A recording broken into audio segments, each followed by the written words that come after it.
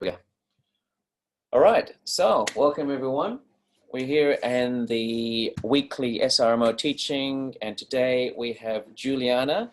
And how do you say your surname, Juliana? Michiles. Michiles. Okay, well, Julianna Michiles, one of our loved staff here who's going to give us a talk on, and we've got Afshan and Mohammed.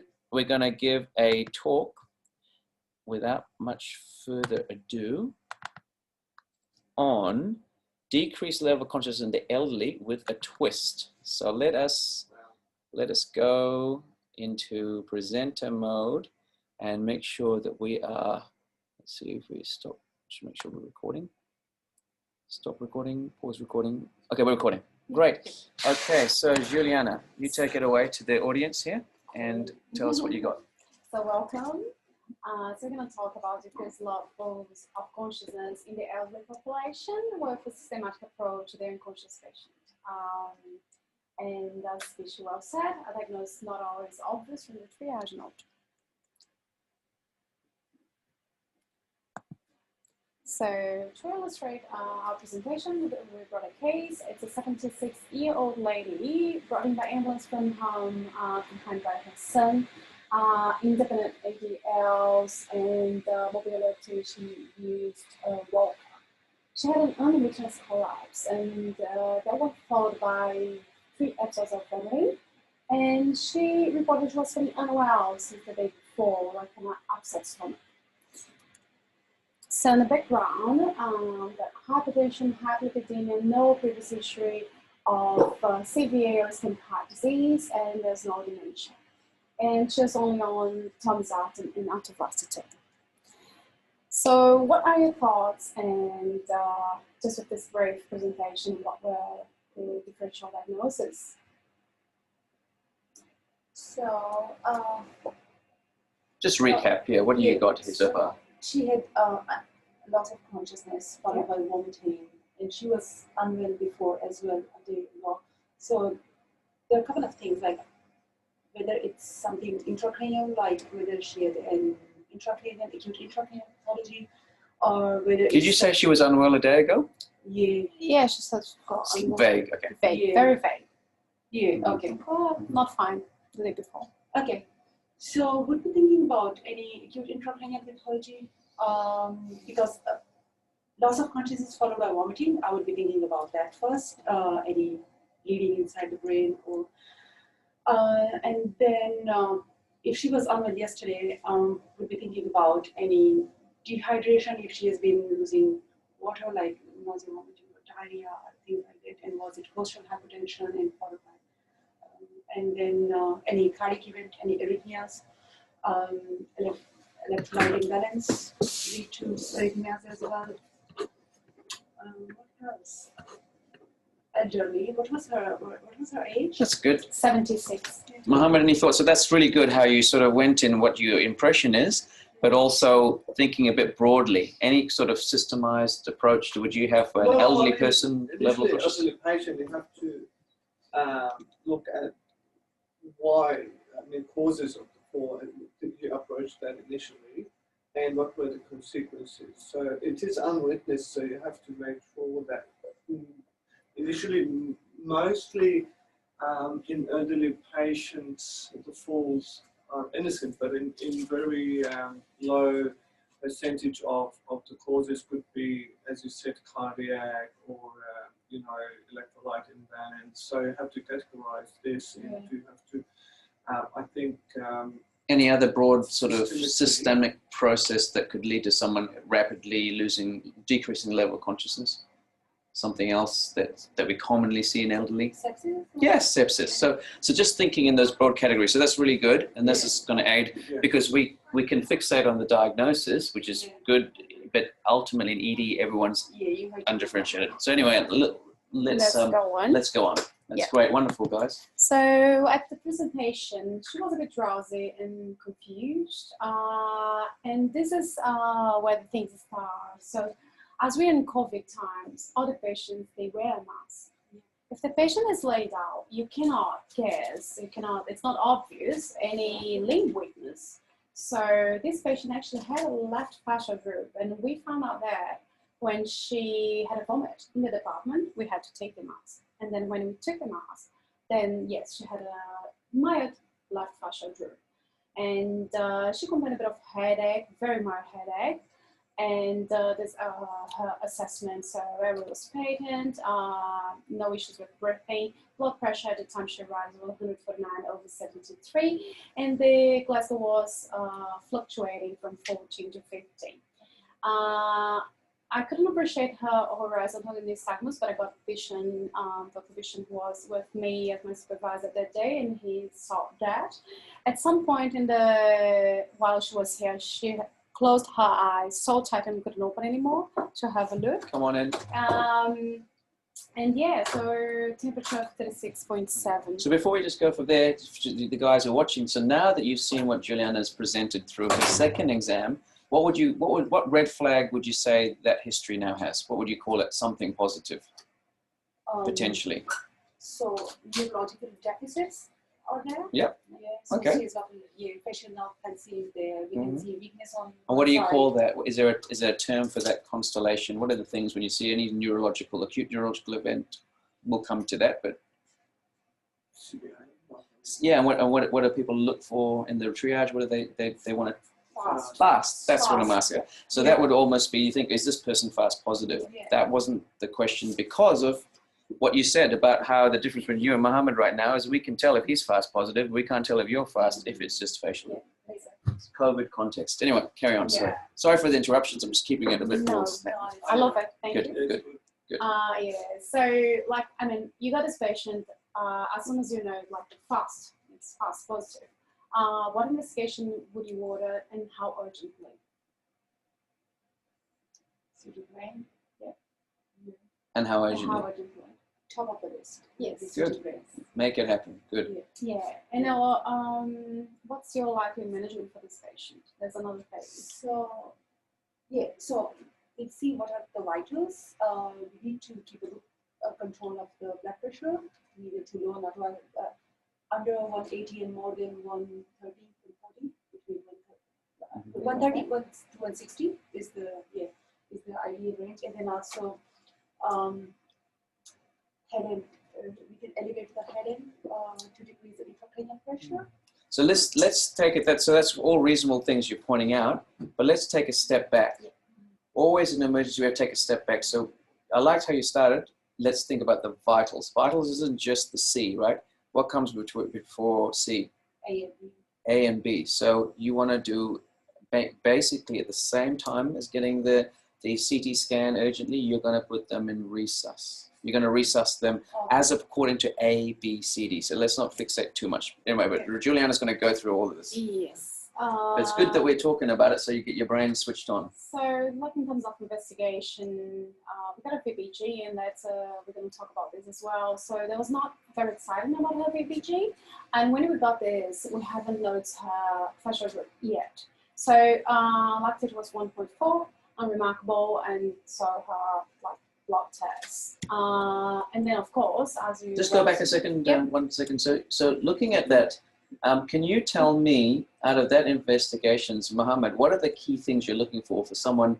At the moment, we're not 100% sure of this facial drip. Let's go back in time. Yeah. Juliana was saying, hey, I'm not sure because no one picked it up at the triage. She's saying, am I picking up something new? It's always easy in retrospect, okay? So in actual fact, you've got someone who's vomiting, they're unwell, decreased level of consciousness, and someone who's got decreased level of consciousness, it's not easy to pick up weakness. Okay, so Juliana did a good job of differentiating this. So she came to me saying, I'm just a bit concerned about this person. I remember as well, they were in bed too, and I was in resus, busy sorting something out. And I'm just worried about the facial droop. As you know, facial droop is very subtle. We often see it when it's not there. So going back, this is why we're talking about your broad differentials. So what are the things that you're looking for in there, and tell me the condition that you're suspecting that could be, causing this? Because she's presenting a stroke, but I want you to think broadly. So what can you think of out of that list that you're looking for that could also cause decreased level of consciousness? Someone who's a bit weak, maybe not lateralizing. Sugar, maybe. Bingo, Yeah. that's one. Yeah. So that's metabolic. Yes. lactate if she's septic. Bingo, lactate. Okay, let Afshan get one, which is hadn't been said. So, potassium or Electrolyte. So what, more than potassium, what would give you a low level consciousness? sodium. Hyponatremia. We see that often. Yeah. So those are the money, and hypercalcemia also can make you a bit drowsy. So sodium is more common, and as you say, CRP lactate. So I think that's a great one, and the pH. And yes, look, and then we also have, of course, the full blood count, and we're thinking about sepsis, and then as well the ECG. Why? Because we're thinking about the reason for possible ischemic stroke. As well as AF is our risk factor for stroke, embolic stroke. So so it's a great slide, this one. Yes, and then but then here it is. This is the imaging, and I would like to point out something. So we talked about getting the CT brain straight away, but there's something that we can do at the same time and maybe on the way. And that's what Dr. Julianna did, getting neurology team, yes, on the phone. So, and the other thing is we can order that in the EMR, like a stroke kind of pathway. We can just like put a stroke and then will come the CT and the test. And they request you to come because it's exactly what they want. And they want you to be there to have a look at the bleeding because that would change things, right? So here we can see a large intraparenchymal bleed on the right frontal lobe. There was a mass effort but no midline shift, and there was no bleeding in the, like no significant bleeding in the ventricles. So that's it. This is diagnosis. Before we go on from the hemorrhagic stroke, also just go back there and before, so you guys have seen a lot of suspected stroke. Now, in your clinical experience, how often do you see a hemorrhagic stroke, and how often do you see a stroke which could be a stroke maybe and needs to be admitted for an MRI? So is it very often that you see hemorrhagic stroke? I've seen two. Yes. Yeah. But how many have you seen of the other kinds of stroke where you're admitting people to ischemic stroke? Ischemic. Ischemic, I haven't seen ischemic. Okay. So let me tell you, it's a little bit more frequent that we're going to get these people who have got ischemic strokes. Hemorrhagic strokes will be more memorable. Exactly. Yeah, and so this is the thing. So, and also, this isn't about the diagnosis. This is about suspecting the ones that we will see. So I think it's important to recognize that what is different about a hemorrhagic stroke in terms of the management, Julianna will answer, but just think about that, okay? So just to finish the case, so this patient was actually evolving stroke. So maybe she didn't have the fascial, she was kind of like actually progressing like in terms of her neurological function. Blood pressure was maintained below 160, and we discussed with neurosurgical, but she wasn't for any intervention. It wasn't it was intraparenchymal bleed at the time of the transfer, and that's so you can appreciate how the patient can actually deteriorate quite quickly. So by the time of the transfer was like 4 or 6 hours later, the GCS was already 10. So the actions, talk to neurology, we had to accept. And then you can see we discussed with the son the setting of care for this patient. And we've also let them know how dramatic it can be, but potentially survivable. And then this is the management, where we have like the patient nearby mouth, of course, nurse at 30 degrees, suction Comagent and Panadol, ondansetron, and Ischaemic maxillon, so there's a, for vomiting. And this is the blood pressure goals, systolic between 140 and 160. And yes, to be contacting his of further deterioration. So let's go broad now and talk about the management of decreased level of consciousness in elderly. That's how she presented, right? So this is for diagnostic reasons. We have these mnemonic AEIOU tips, and it's quite popular. So these are the pretty much every you can fit in there every different level. So A, alcohol, E, epilepsy, electrolytes, and capillopathy, and then hypertension and hepatic. And then for this patient, we got, of course, the LFTs as well, insulin and intussusceptions in kind of pediatric patients, opiates and overdose, uremia, trauma, temperature, hypothermia, infection, intracerebral hemorrhage, and psychiatric poison and shock. And here there's things that we can do, like we can actually rule out very quickly. And what is that? Like this thing that you can just like do it in 1 second and you can just like, that's not it. So I think this is good to have a pause here just to see what our audience thinks. So has anyone heard of a mnemonic? Have you heard of this particular one? No. I hadn't heard of this No. until I studied for my fellowship. And then prior to that, I used a different one, which is a surgical set for diagnoses. So that's oncological, congenital, degenerative. But this is specifically, they're pitched for low-level consciousness. So we actually talked about all those things before, so we talked about intracranial. So you jumped straight into that, maybe you had an intuition, but the point is, when you got a person who's elderly with decreased level of consciousness, think broad. They could have two processes, right? Remember one day before, they could have had hyponatremia and then they had a stroke on top of that. I know that's happened. And so we got to think it's more about, rather than getting to the thing and ruling out, is to keep your open mind for all these processes happening. We often see epilepsy post-seizure. Yeah. So there you go. We're actually thinking about hypoglycemia. So when you're on the phone with the neurologist, the first question would be, how's the BSL? And that's something, it's 1 second BSL. So every patient with ultra-level consciousness, they should have a BSL straight away. Because we'll get burnt. I've been burnt. All of these things before. I have. Start of ABC. Yeah. Well, you've been That's what I'm burnt? saying. You've been burnt. Come on. No. Never been burnt. Okay, I'll tell you about it. Never makes me say. I've been burnt, but not for hypoglycemia. Okay, no. Okay. Not many times. Yeah, but it happens. It's very easy to rule Yeah, out, okay. right? So this, like in the population we're talking about, elderly, then the most likely cause are, of course, delirium, sepsis from different sources, CVA, trauma, and then you can have, of course, intracranial bleed, electrolytes, how we discussed before, hyponatremia, and especially hyponatremia, hyperkalemia, or hypocalcemia, metabolic, toxicology, of course, opioid overdose, and things like that. And so this is from current, I think. So we cannot see it, but I will show you here. So like it's mental status change. So the first thing we do is ABCs, of course, and why is that? Especially with the A is our main concern, of course. The patient is with decreased level of consciousness, can they maintain their airway? So ABCs, and the second thing, like straight there, bedside glucose. And then you can try naloxone.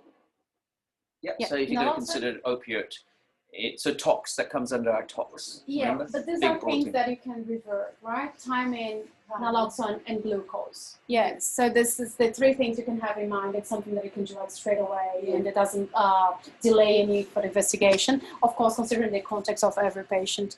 And then the history, we know it's challenging. You got to talk to the family, paramedics, friends, and of course the notes, previous notes. Physical examination, looking for abnormal vital signs, fever, hypotension, and focal neurological findings. As you all said, it's a red flag. At the bedside, you can do a quick planters, and often your upgoing can sometimes be a quick win. If you're trying to decide, and then suddenly you've got an outgoing planter, definitely she would have had planters, I would imagine. Did she? She did, yeah. I remember I came there, probably just did it in the eye. Yeah. And I thought this is a good going ischemic stroke. Didn't expect to see the bleed, but we're coming to that. We'll show this one important point about this talk. And then in terms of investigation, you go ahead with CT brain, pathology, chest x-ray, ECGs, and lumbar puncture if it's needed. If you find the cause, we treat the cause. Otherwise, the patient should be investigated in patient, of course, with decreased level of consciousness. I'm going to jump this because we have it. Yeah. So just a quick review of stroke management in ED. So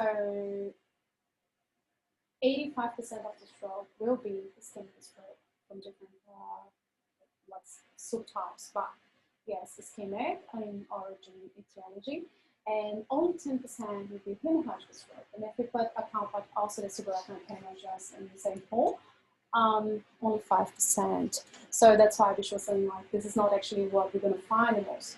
it's going to be like ischemic We strokes. remember And it that's because we have to get surgeons involved, all these things. So it's very dramatic, but the most common things are the ischemic strokes, as this slide illustrates nicely.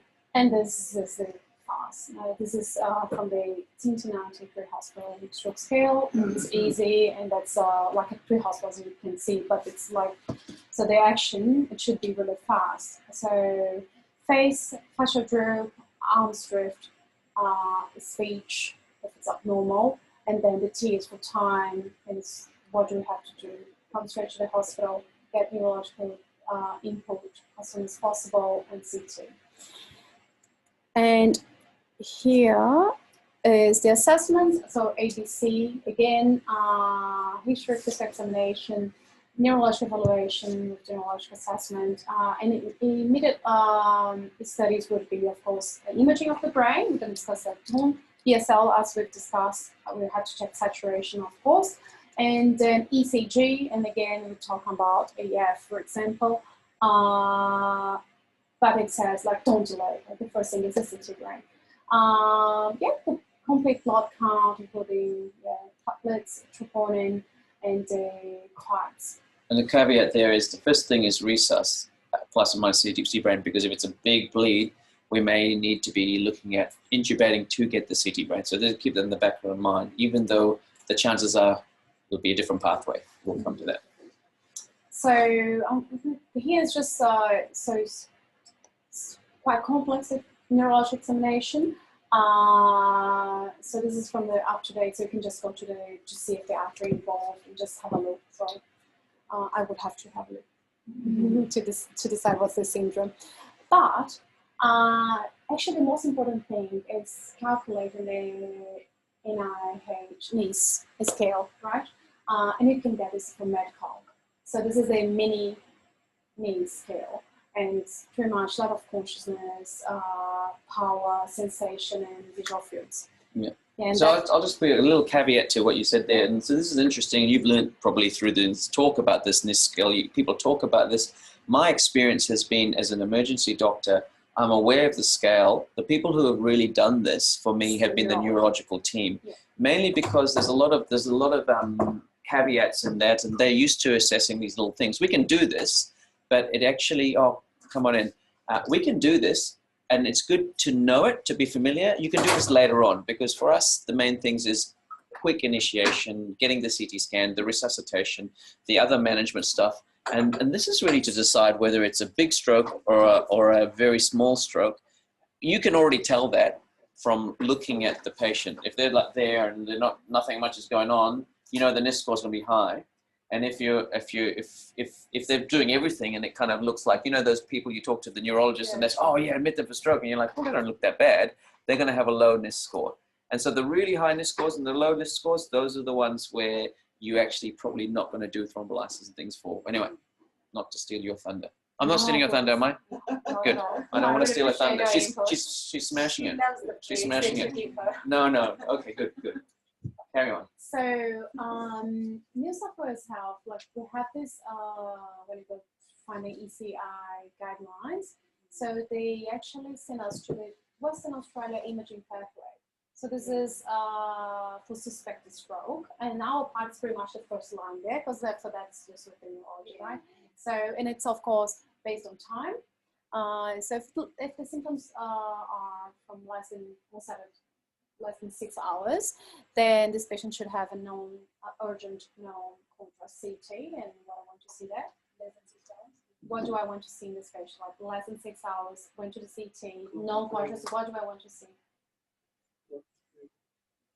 Before that, you want to see if there's a bleeding there, because that would change everything, right? I thought you were talking about ischemic cancer. Like a stroke suspect. We will know before the imaging, right? So when you go there, the first thing you want to know if there's a bleeding, because that will change things. So this is one of the key points of this talk is bleed or no bleed is the first step of differentiation after resus. Bleed or no bleed, because that's going to change the game. Then you're going on to the next level, which is what Mohamed's talking about. Yeah. So in between 6 and 24 hours, then we are you can consider actually angio CT, and then we can do that in discussion with the neurology team. But I do note that here, if you water the stroke kind of thing in the EMR, it will come with the CT already, CT perfusion.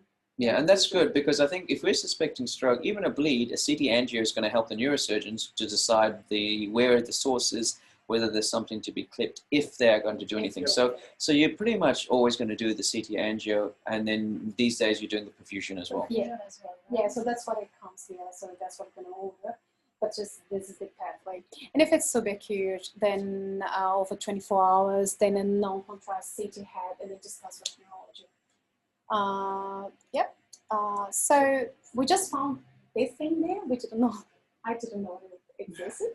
So this is in a triage room. It's pretty nice because it will guide you and tell you exactly what to do. This is a stroke pathway that we have for ISLID. So we have it here, and then of course, yeah. Physically? I don't know if I can. Can I zoom? Oh no, it's okay. I have it. Oh, you have it physically? Oh. I got it. Oh, maybe it's one of these ones. Anyway, I'll have a look. You keep talking. Yeah. So and of course, just in there is it's going to be fast, right? Here, like pressure group. Give you all one. You have one too. You can go through, and then you're not going to have to put these back afterwards. Just to have a look at stroke. Familiarise, because it's a really good one to have. Yeah. Strokes can end up anywhere, fast track, you name it, because it's suspected stroke, which is the beginning of that thing. And so sometimes you may only just do a non-contrast CT. You have to go back to the other ones. That's fine. Yeah, so look, just go really quick with that presentation date and time, and that's important because we want to know when the onset of the symptoms, right? And then the fast facial droop, more like weakness and speech abnormalities. And then the next thing you see is BSL, so we can see like the importance of that, blood pressure and GCS. And then who's going to decide about thrombolysis? And there's a nice talk about this because sometimes we get very worried about that, but we'll never do it here. Because do you want to do this one? Yeah, so thrombolysis is the caveat is you should be aware that that is a consideration, and it is something that's come up probably only in the last decade or so for stroke management, and it's taken a while for the research to catch up. It's been under a subject of great controversy, okay, because the benefit is to bring quality of life to the stroke survivors. The risk is further bleeding as a cause of the intervention, okay? So there is a chance of making things worse. And so in the hands of the emergency physician who sees strokes, particularly in the elderly, the potential benefit sometimes we're seeing is less than the actual, the morbidity at the end of your needle. And so in America, they have a big problem because the emergency physicians are bound to be giving this. In Australasia, it's actually stroke teams that are only giving it. So there has been pushback from the emergency doctors because the research and our interpretation is there's just marginal benefit, and it all depends really on the aftercare. So it's only as good as the stroke unit. So stroke units are driving this. From your point of view working here is we have to really be in conjunction with the stroke doctors. You're never going to give thrombolysis for a stroke not under my guidance or watch, because I will be talking to the stroke teams. We can get them over, they can make the assessment. So they're doing the NIST score. They've got a strict criteria of when they give it, and they have to have strict monitoring. We can't do it in this facility because we don't have ICU. So it's different, quite different to thrombolysis for MI, which has got a lot of good evidence that we're saving lives or making good morbidity. Whereas the other one, it's controversial, that the meta-analyses have come back saying, well, actually it wasn't as good as we thought before, depending on who you talk to, who's analyzed it. There is more drive from the neurological side, people who say they want to do this because they're trying to help their patients. Yeah. We're trying to advocate for the patient in front of us. So that's just a bit of a caveat. Yep. So between 6 and 24 hours, then they might be eligible for clot retrieval. And this is different team because it's not in Wollongong, it's in Sydney. But then you still have to talk to neurology and they will tell you what to do. Because it may be in Prince of Wales they're transferring, it may be St George, it may be Royal North Shore, depending on who's available. And they will guide you based on the patient you have as well as the scan findings. But it does need to be done urgently because you've got to add in an extra 2 hours to 4 hours to transfer the patient. You have to get medical retrieval. Yeah. So this is all going to be stuff you're going to get the consultant of the day involved in to help decide. Plus neurology. Yeah, so and then the second phase, just quickly, the other point very important is neurology referral. So it's right there. And that's it. So you can go through that. It's pretty cool. I'll just move on. Yeah. So that's good. ischemic. For patients here? It's meant to happen on every patient, just like the PAXA score is meant to happen on every patient. There's about 5 of these in the front triage room. If you go into that thing, there's sepsis pathway, there's a stroke pathway. A lot of the time, our suspected stroke are going to be like this patient. They came through the doors of vomiting. Yeah. And so once you recognize it, pull it out because it'll help you. Yeah. And it'll help escalate the recognition. So let's just quickly, the ischemic stroke management, of course, you're going to give fluids if that's the patient is dry, address hypoglycemia because they can result in poor outcome. Swallowing test assessment, have you seen that? Yes. So it's ASIS, and we have one here, I'll show soon. Who's done an assist test? Swallow test. And you told me to do one. Yes. Yeah, so this is the ASIS. Yeah, so if people like it, just in Google ASIS New South Wales swallowing test. And it's pretty quick. We just go through these questions, and then why is that? Because if the patient got ischemic stroke, they might need blood tablets or tablets, right? Oral tablets. So you just can give the tablets if they are able to swallow. So people who are high risk stroke or suspected, this isn't important. This is only for the people who have got no symptoms pretty much, and you want to someone who is found and because everyone who's got like a stroke that's identified stroke, they're going to be nil by mouth until they get a speech language. This is for those people who are seriously, they don't have a stroke, but we have to put them through it. So that's for the low level. Yeah. So body position. So the patient should be in neutral position. Usually neutral position, and 30 degrees if there's a suggestion of raised intracranial pressure, potential for aspiration, or like any cardiopulmonary decompensation. Okay. Fevers, temperature, like so, especially high temperature is related to poor outcome, and the patient should be going to a stroke unit care. So this is the assist. And the blood pressure targets for ischemic stroke is if the patient meets criteria for intravenous thrombolysis,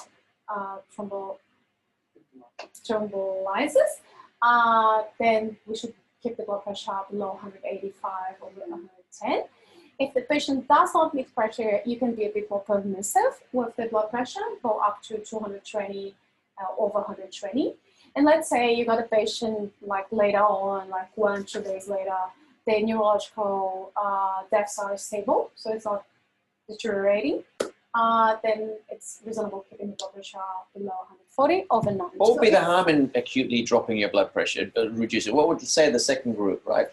So the first group, what are you really worried about? Why do they want to over bleeding? Yeah. Because if you're thrombolizing and the blood pressure is high, they can bleed, and you don't want to avoid the complications of thrombolysis. Yeah. Even though we're saying we're not going to be doing thrombolysis, good to know. But the second group, why don't we just bring them down to like, yeah, if they're chronically hypertensive and you rapidly do that, and we've had a recent case at one of our M&Ms and things like that about there's always potential, and that's why nurses will always get very excited about high blood pressure. We should acknowledge the concerns because they're worried about bleeds and all sorts of things, but also remember that we also don't want to knee-jerk drop things and cause more harm. Yeah. So look, and here's just a bit of physiology talking about the blood pressure and the brain perfusion. So that's why if the patient is hypertensive, you actually increase a little bit the perfusion in the brain, and so that's just what Dr. Julianna just said to us. And this was for ischemic stroke, right? For ischemic stroke, this is for ischemic stroke. Yeah. So look. Actually, just go to that diagram, and that nicely illustrates what we're just talking about, actually, isn't it? Just, yes. I like your up-to-date one. Yeah. So let's just bring this here. Yeah. So here we go. So if you're normally sitting around here, right, and that's the range that it is, and suddenly you drop it down to about here, right, you're gonna drop your perfusion like majorly. See, so it's doing upside down. You know what I mean? So like, yeah, you drop it. You will. So if you think, oh, I'm just going from 220 to 180. What's the big deal? It's you go fine. 220 to 160. Suddenly you've dropped the curve, and you're really decreasing. Anyway, I won't label that point, but that's a good illustration of that. Yeah. pictures. So yes, and then we're gonna do antiplatelet therapy, and it's 300 milligrams of aspirin. And there's no, if the patient cannot have aspirin, there's no evidence supporting clopidogrel. This is from the ETG. Okay, and this is just for the first day, of course, and then we go 100 milligrams a day. And of course, to do that, you need to check the swallowing first. This is a few or something. 300 milligrams of aspirin? Pardon? Do you give 300 milligrams of aspirin straight away, or we can start with 100 milligrams? Pardon? 300. 300. 300. You always, whenever you load, This it's the is- same principle. it's You're similar. loading Yeah. for stroke and for a heart attack. It's the same principle. Yeah, so just the overview, like first thing, differentiating between ischemic and hemorrhagic stroke, and you're going to do that in the CT, so you come with the patient to the CT, or the aspirin in case ischemic stroke, time is brain, so thrombolysis or clot retrieval. Thrombolysis usually 4.5 hours and clot retrieval to 24 hours. If this is controversial in terms of thrombolysis in ED setting. And so, Shellharbour Hospital, we're not going to do it, but we're going to send to the anymore. But this is to translate that for you guys when you're doing nights, okay? So you're gonna all this shit happens at nights, right? So suddenly there's two things to remember about timing. There's something called the wake-up stroke. Have you heard of the wake-up stroke? The wake-up stroke is when you wake up with symptoms, so you don't really know. So usually the time is going to be at best the last time they're seen. So say you have a wake-up stroke at 8, and then they went to bed at say midnight, say, right? So they've got potentially 6 hours. So it's going to be tricky. So you're going to be out of thrombolysis time. But you're like, well, hang on. Think of another scenario. Symptoms they went an afternoon nap, right? And say now it's 11 o'clock at night, and you've got someone who's woken up with symptoms at 4 p.m. And you by the time you get everything organized, it's 11 p.m. Okay, so you're thinking, oh well, I'm not really sure if it's 4 hours or if it could be 8 hours. Do I call the neurologist now? The question is, you're going to wake them up now, right? You're going to wake them up, and you haven't done anything for a number of hours because you didn't pick it up straight away, and they're going to be angry. You're going to say, when does this patient come in, right? So what's your rationale? Looking at Juliana's slide there, and she talked about those two things, thrombolysis, clot retrieval. What would you think, Mohammed, or anyone else, of what is the urgency here? Why would you call up the neurologist and say, listen, you can ask them a reasonable question. You could say to them, hey, I've got a patient here who has got stroke symptoms. They're out of time for thrombolysis. It's a wake-up stroke. However, I'm calling you because I'm concerned that maybe they're amenable to clot retrieval. We've done the CT brain non-contrast. There isn't a bleed. We've done the angio, and we can see that there is some clot there, and I can't interpret the perfusion scan. And they said, oh, okay, well, let me look at this. Let me see. Possible we can send to St. George. So that's the reason you have to know what you're talking about, rather than say, look, I've got someone who's got a stroke, and you haven't even thought about the timings. So that's the purpose of this education. Yeah, it's very important. Yeah, so, and then I think the timer would be 6 and 24 hours, because actually after 24 hours, then things are. So, clinical stroke syndrome, and that's pretty much focal signs, fast, positive, organ, CT brain, angio, and cerebral diffusion. Of course, here you're doing the assessment ABCDs and notifying the stroke consultant straight away. Especially if it's fast positive, you don't have to wait for anything, just call them. Ischemic stroke, aspirin 300 milligrams if there's no contraindications, and consider thrombolysis. And hemorrhagic stroke, we're going to talk about now, but you're going to need the surgical input and blood pressure. And that's your key slide of management. That's your take home. But we will change it to suspected clinical stroke syndrome, because I think that's the key. Suspected. That's the key, because you want to be acting, and this is where you're seeing patients before we've recognized it hasn't been picked up at triage. That's where you say, look, I've got a suspected clinical stroke syndrome. This is what I'm going to do. Are you happy with that? See, that's how this is really important, that slide. So just a quick review of hemorrhagic stroke. This patient, first thing, we know it's very dramatic, so level of care, we have to get in that. Reversal of anticoagulation if it's possible, blood pressure management, intracranial pressure management, medical care with DVT prevention, hypoglycemia, and aspiration pneumonia, and seizure management, which is not recommended for prophylaxis. What do you understand by intracranial pressure management, Nafshan? How does that, yeah, how does that work for you, intracranial pressure management? What does that mean? So, like, you need to reduce the area because there's already a bleed there and it further presses on the vena cava, so you need to reduce the intracranial pressure to Management, we may need to improve it. We need to suspect it. So what sort of drugs would you be having in your back pocket? If, and what would be the sign of increased intracranial pressure where you need to act urgently? there could be like if someone is with there could be papilledema, So papilledema is usually develops reasonably slowly. I mean, like the thing that's going to happen rapidly. What is bradycardia and hypertension. Anything else? Decreasing level of Decreasing level of consciousness, but what's a strong sign where you're thinking, geez, the pressure's really gone up, where you're going to really act upon that? Has anyone seen a pupil being blown? So this is the where you get herniation, and so you get pressure on the nerve, ankle herniation. So if that's the pressure gets slowly too much, so that's quite a rapid demise. And do you know how we treat that? If you're seeing that you're trying to keep a person alive and maintain cerebral perfusion, you're trying to decrease. No, not doing LP. There's a medical drug, mannitol or hypertonic. So you need to give some mannitol. We had a big bleed, I think Jane and I, in a young person, and we ended up having to give mannitol, some time ago. So this is important to just know that's what you're going to be giving, 1 to 2, I think, mils per kilogram is the dose. We have checked that up. Yeah. No, I have it there. So this is just our back trial patient with vomiting and headache, and they're all different stroke sequences, right? So the subarachnoid hemorrhage, of course, is like headache, sudden onset with thunderclap headache and vomiting. But with intraparenchymal hemorrhage, just as its option said, there's actually vomiting as a it's pretty strong as a pointing out to intracerebral hemorrhage. So we saw vomiting in this case. It was vomiting and headache.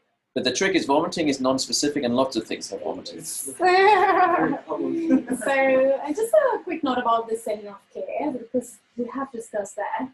But the recommendation is actually in the first 24 hours, we should do actually aggressive care for that patient. But then after 24 hours is when we actually going to have a better idea what's going to happen with that patient. Okay. So, and just to emphasize how quick things deteriorate with these patients.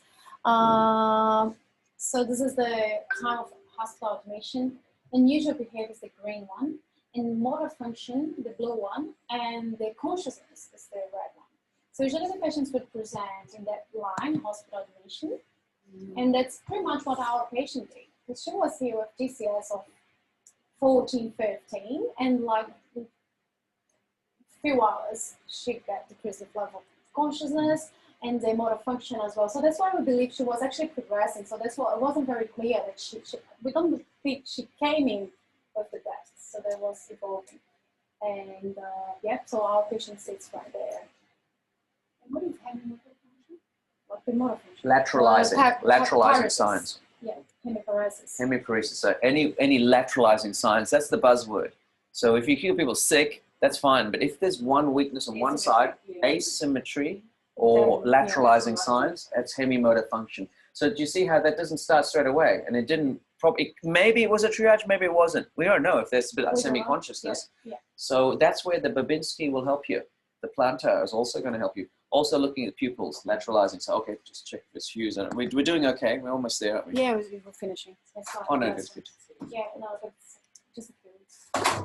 So this is just for reversal. Of course, if there's an intracranial bleed and the patient is on warfarin, we can consider warfarin reversal with vitamin K and frozen plasma.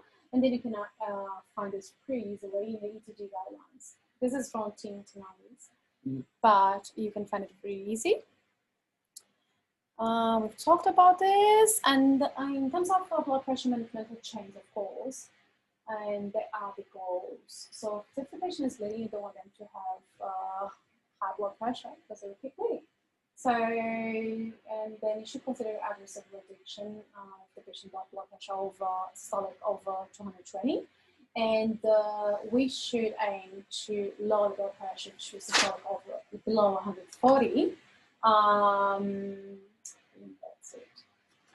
A rule of thumb, there's lots of different studies, but 140 to 180 systolic is always a reasonable amount to maintain. And I would stick on the higher end of that. So I'm thinking 160, 180. Yeah. And over 220, no one ever says that's good. Okay, so that's a rule of thumb, right? So in terms of intracranial pressure, then there's other measures we can do. So for this patient, she had a bed to elevate to 20 degrees. The patient shouldn't be agitated because it will increase cranial pressure. So we can consider mild sedation and avoid anything that could actually cause discomfort to the patient. Okay.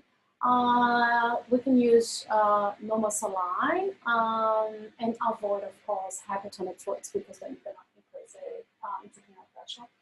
And there's some measures if the patient is intubated, and they could be because this patient they present with decreased level of consciousness. So we can try hyperventilation and aiming the PCO2 to be from 30 to 35. There's no increased benefit from lower levels of PCO2.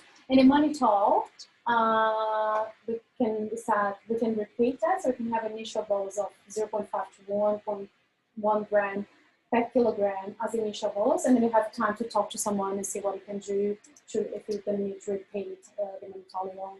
Yeah, and the key message here with ICP is cerebral perfusion pressure. So that's really what this is about: maintaining good perfusion of the brain.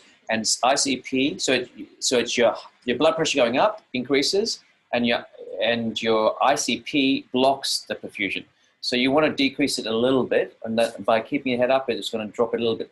Hyperventilation is a strategy. If it deteriorates, as you say, you maintain it at the low normal range, and then the mannitol, you save that for an acute deterioration. You can give it because you're going to have to. It's a temporary measure, and usually it's a sign of things going pretty bad anyway. But sometimes it can save the day if they're going to go to a craniectomy or something in the neurosurgeons. So the key management principles for hemorrhagic stroke would be early neurosurgical input, if they would be amenable to operation, early stroke clinical involvement, blood pressure management, and ICP management if that's if the patient has any signs of intracranial raised intracranial pressure. And we have to consider the same of care, and usually it's very common that this patient, they don't go really well, so they really need palliative care. And for that, we would recommend getting the social worker to come and see how the patient is fine the other day. Yeah. So this is the classic case in the fellowship exam for emergency is breaking the bad news. So often this is one of these things, more than a cancer diagnosis. Sometimes you'll see a cancer diagnosis. Often there is some suspicion.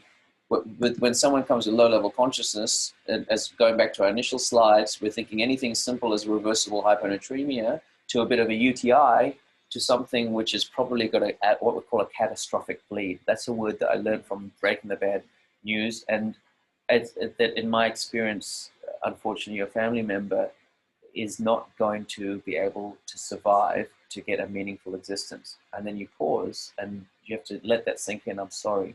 And that is one of the most common scenarios that you'll find yourself in breaking the bad news, because as you saw from that, even that scan that we showed wasn't dramatic, but it didn't look good. It often isn't good. Often the neurosurgeons, we talk to them, but they're not going to be offering a lot, particularly in the elderly, if there's a large bleed. But it's just important to know from the outset. Again, a good point of this talk. So in our case, unfortunately, the patient had a poor outcome. She wasn't able to be stroke unit, had a prolonged place in hospital for 10 days, and went to hospital. So, for listening. But I think so it's good to take on. Yeah, the important thing is that whilst the patient had a poor outcome in terms of survival and morbidity, the care that they received and the chances that we offered them was very good according to our good management. So this is what we're all able to do, is to try and give the best chance. And a big part of that management is going to be the conversations that you have with the family and taking them along the way. So Juliana would have explained to them at the time, look, I'm not sure what's going on. They're a bit unconscious. Then she decided, oh, wow, this is not good. I think it could be a stroke. It's possible, blah, blah, blah. Then you get the scan. You're like, wow, this is a stroke. You don't say that, though, of course, you know. That's what we're saying, like in the research room. We're like, oh, I didn't expect that. But at least we didn't give them aspirin because that's not, because that our algorithm was to first decide.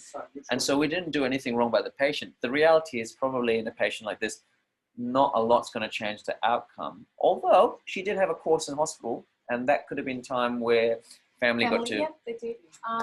And just one more thing about this patient. I think you might have noticed that they had a quite aggressive treatment for vomiting, right? Because this patient can increase their intracranial pressure and they can vomit, and then of course we have the airway. So this patient was vomiting here with decreased level of consciousness, so we had to put her in a different position and things like that. Just little things that we are able to do for the patient. So if you die after 40 days, like in hospital, but if you die like kind of drawing in your, it's vomiting, and it's not cool. So it's a little thing that we can do to know. And remembering the physiological principles of cerebral perfusion pressures. For those of you who go on and do emergency medicine training, specialist training, one of the things to remember is that these things, in terms of, say you need to intubate this patient, can anyone think what would be a different thing that you've got to be keeping in mind with intubating this patient in terms of doing no harm? What's going to happen during an intubation usually? What potentially, when you give them those drugs, those drugs knock them out a little bit, you know, you give intubating drugs, so it's induction agents and paralytic agents, but particularly, well, what's going to happen? Bingo. So you can drop the blood pressure in the boots. Now, normally that's going to be okay. A young fit person hasn't got anything, but that could decrease the cerebral perfusion pressure. I generally use, what's it called? What's the drug we use for everyone? Everything. Ketamine, yes. Yeah, I generally use ketamine. Some people also will use fentanyl, high-dose fentanyl, so it stops the sympathetic drives. So those are little things you can do. Attention to detail with the 30 degrees, head up, and so you just, and keeping an eye, yeah, so that's... This is the nursery. Yeah, so really, after this patient, every patient might say, I ask you to stop. It's part of the physical examination. It's just like you get so caught up with the COVID pains and the isolation and everything. And an important thing is to do a full neuro exam on every elderly patient, because even if it's not, I mean, pretty much most elderly patients, even if they're not got neurological, you're going to pick up even the baseline for them for the next exam, say they come in a week later, because quite often we'll get people repeat presentation with an obvious stroke and they were seen before. And this was like in a really short period of time. So this patient wasn't there forever. It's just like a very short period of time, but just it wasn't the first thing that came to us. And as we have to actively looking for fast symptoms, right? So the significance of vomiting was indicator of neurological pathology. We could see like how this stroke can, of course, with vomiting, especially the intracranial bleed, and the management of CVA here in this reality. So that's what we want to bring to you. So high acuity, patient should be in resource, early contact with the stroke consultant, and need to transport tertiary care. So what about questions from the audience for Juliana? What do you got for her? Because she's the expert on this at the moment.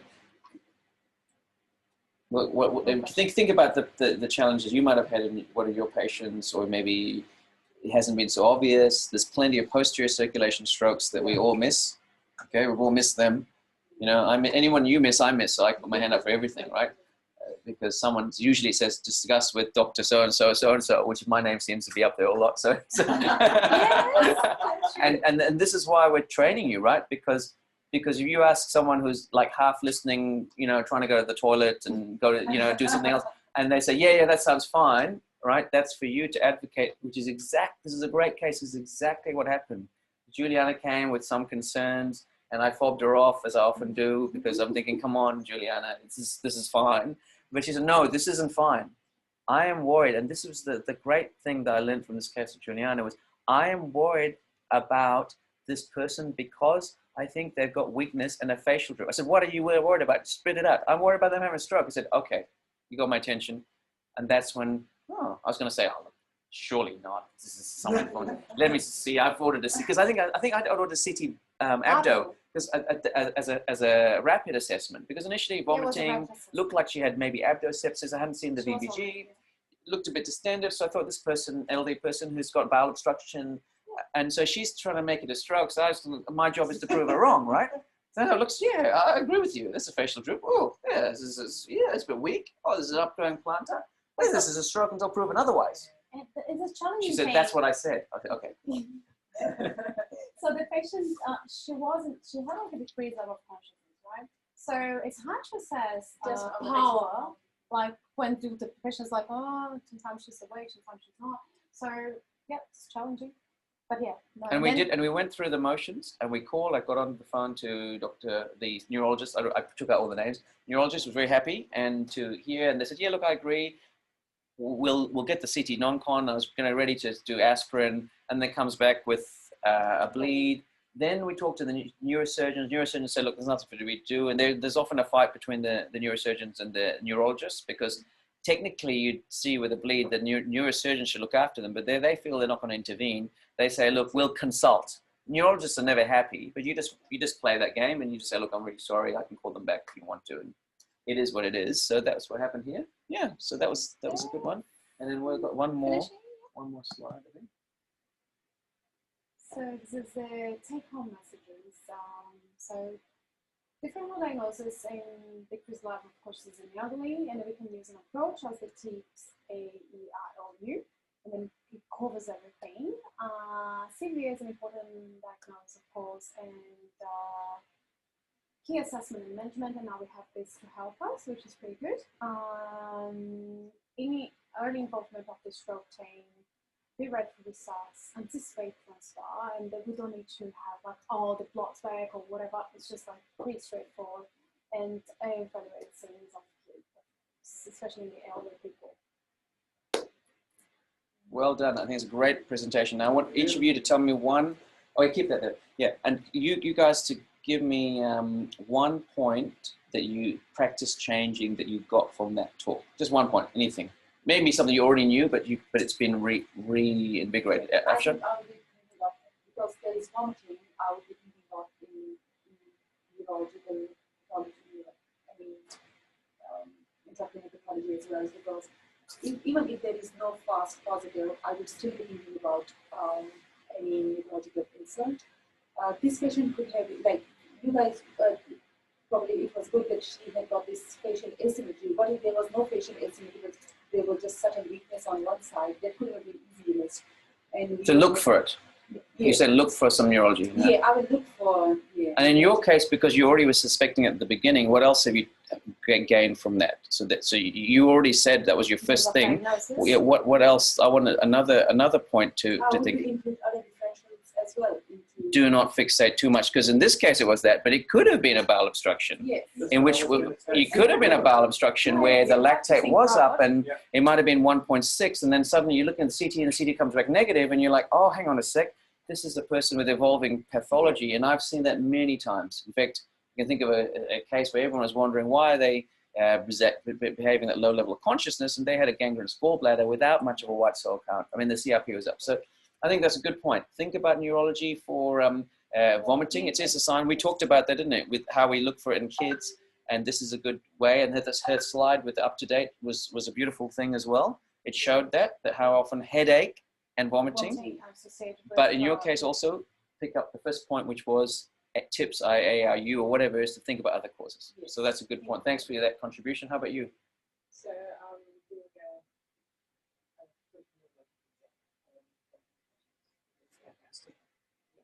It doesn't take long, and I think it's good. And then you document. You'll feel happier. You cover all the systems. Like if you do an ICU, they cover all the systems. And how about you, Mohammed? Just get to the scan as soon as possible. Just listen that. Yeah, because we can get stuck here. Very important, and that's yeah.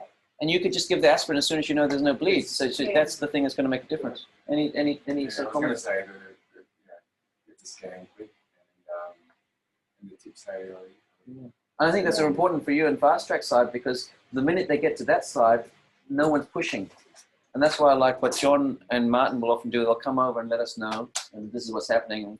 We're happy to keep managing, or we'll hand over, but can you make sure this happens quickly? So I think this is a great talk. Well done, Juliana. Let's show our appreciation, Juliana, and we'll get a photo for the group. And give thumbs up if you thought she did a good job. Get your head in there. Hang on. I'll try and get in there as well. Yeah, here we go. 1, 2, 3. Good. Yeah. Well done. Good work. Good work. She put a lot of effort. She was doing talks on the beach side and everything. That's different. Yeah. She doesn't stop that getting in her lifestyle. I like that. You know, important. James is there too. Oh, you're very welcome. Okay, let's stop the sharing. And did we? Oh, hopefully we can record. That would have all been recorded. Well done.